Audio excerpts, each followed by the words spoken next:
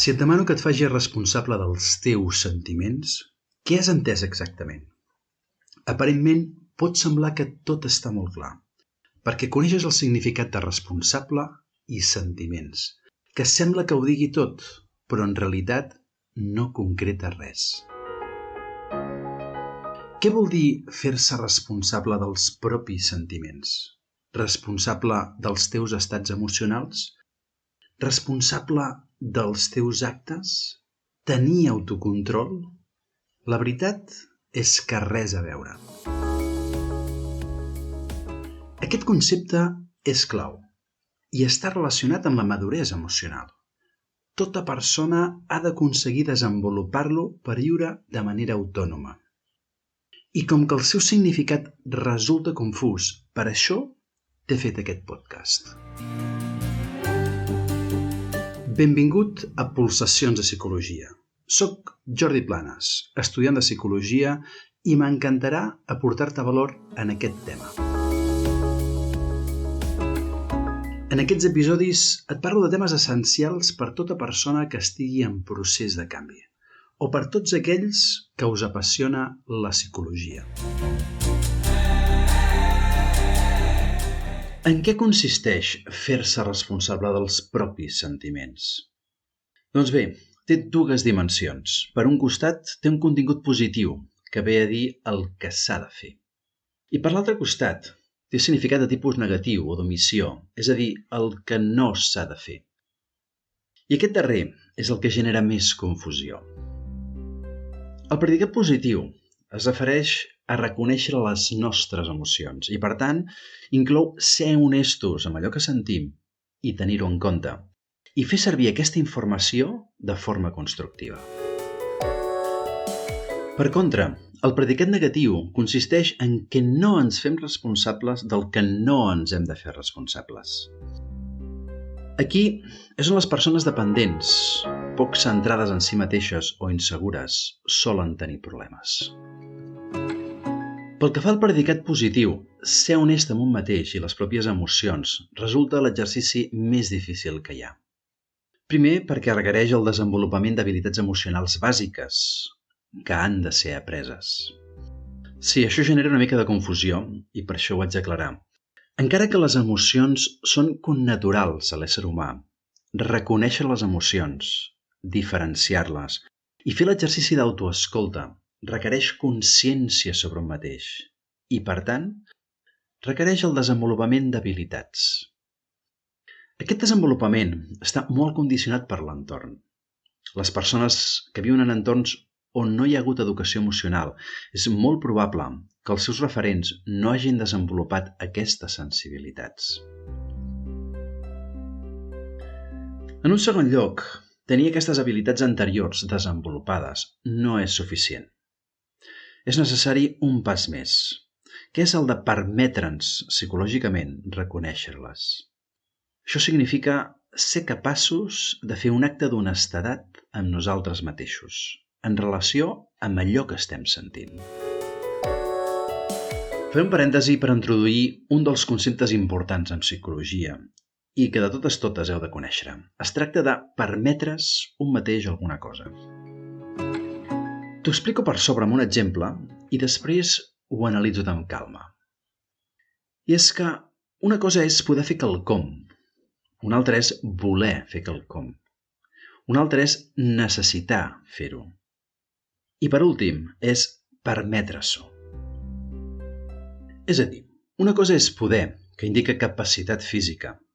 Una altra cosa és voler fer alguna cosa, per exemple, voler treballar.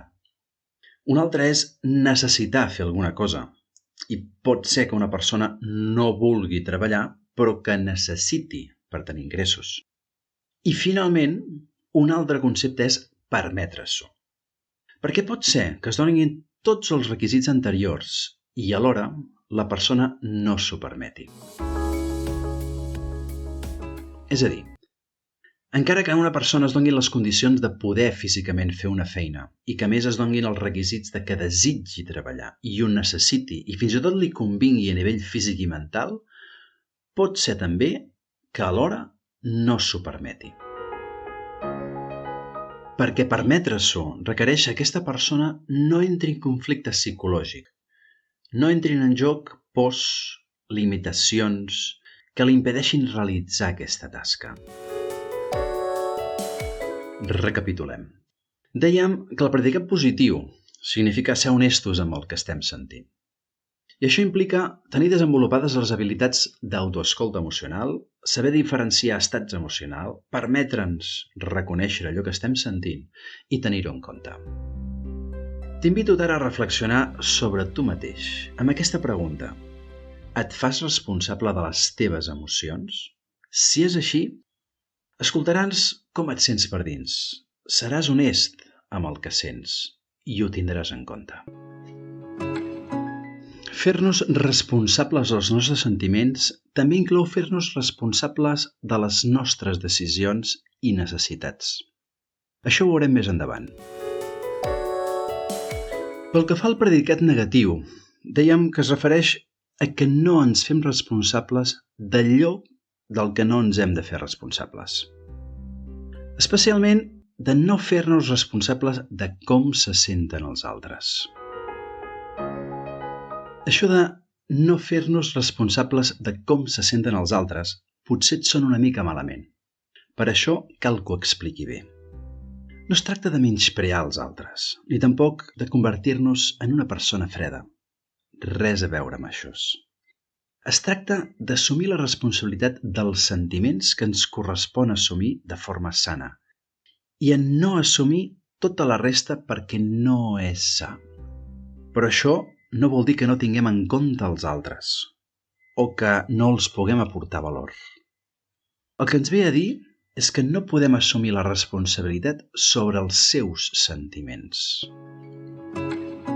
A part de que no ens correspon, és una responsabilitat impossible de satisfer per nosaltres, ja que els sentiments dels altres no depenen mai de nosaltres. Podem influir en els seus sentiments, però al final determinar com se senten és sempre una decisió de l'altra persona. Per explicar-ho amb claredat, et posaré un exemple de tot el que acabo de dir. Puc fer feliç a la meva dona? No. Jo li puc aportar coses bones. Jo li puc aportar cura. Jo li puc aportar tendresa. Li puc aportar la meva brillantor. Li puc aportar, en fi, la meva atenció, el meu afecte, però el fet que ella ho aprofiti, el fet que ella se senti feliç, el fet que ella faci una valoració positiva del que li aporto o que gaudeixi de la vida, això no depèn de mi. Depèn del que li està passant per dintre. Aleshores, no puc aportar felicitat a la meva dona? L'únic que puc fer és aportar-li valor i influir-li amb allò que li aporto. El que no està a les meves mans, el que no està a les mans de ningú, és determinar com ella ho viurà, com li afectarà, com ho valorarà, com se sentirà, què gaudirà i què no. I per tant, no puc determinar la seva felicitat. La seva felicitat només depèn d'ella. L'únic que puc fer és afavorir el seu benestar, aportar-li elements perquè ella se senti millor. Però com ho viurà només depèn d'ella. Per tant, no em puc fer responsable de quelcom que no depèn de mi. Aquesta és la gran lliçó. Aquesta lliçó no és fàcil, perquè és una lliçó que va més enllà de la mera lògica. És a dir, allò que t'acabo d'explicar, estic segur que ho has entès i que has vist la lògica. Aquesta és la part fàcil. Viure-ho, entendre-ho i sentir-se en pau requereix maduresa emocional. Requereix que no hi hagi dependències emocionals, no sentir por de ser rebutjat. Requereix ser autònom i independent a nivell emocional. Aprofito per fer-te una reflexió addicional. Si t'hi fixes, fent-me responsable dels meus sentiments, el que faig és un acte d'honestedat envers mi i envers els altres. Només amb aquesta honestedat em dono la possibilitat de respectar-me a mi mateix. Només quan expresso d'aquesta honestedat als altres, dono la possibilitat que els altres em respectin. I obro la possibilitat que m'estimin tal com realment sóc. Això és molt important, perquè si jo em faig responsable de com l'altre se sent, i per tant em descentro i pivoto al voltant del que l'altre vol, sent, expressa, el que passa és que no garanteixo que l'altre sigui feliç per un costat. Tampoc permeto que l'altre m'estimi, m'anulo, de manera que no estic sent fidel a mi mateix, i en conjunt és un desastre. Quan una persona inicia aquesta dinàmica amb tothom i en qualsevol situació, el que aconsegueix és una situació de buit, de no estic vivint, i és molt frustrant. És viure ofegat, atrapat entre els capricis dels altres. Hi ha una altra forma de parlar de la responsabilitat que uneix tant el predicat positiu com el negatiu, que es resumeix en la següent frase. La responsabilitat l'assumim quan fem les coses mantenint el centre en nosaltres i les nostres necessitats.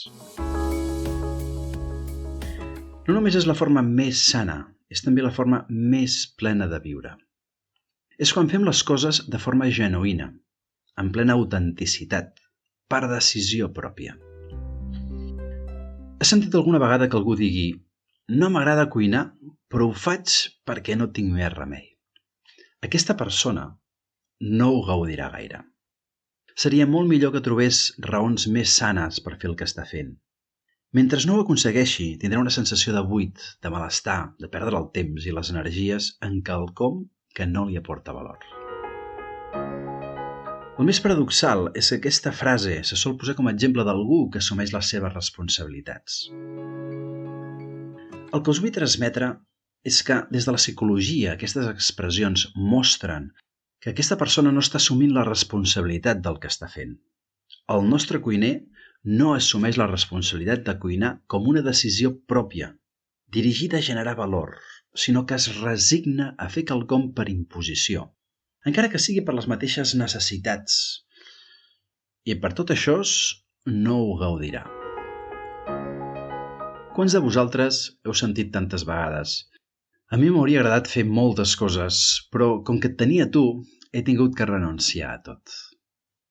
Frases d'aquest estil, m'ha tocat, tenia que fer-ho. Ho faig perquè és la meva obligació. M'he sacrificat. Em fas fer. No tenia més opció. Tots les hem sentit. Segur que tu també.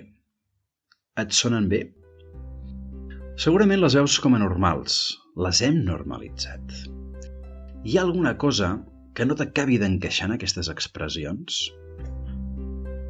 Totes elles renuncien a la responsabilitat sobre els seus sentiments, necessitats i decisions.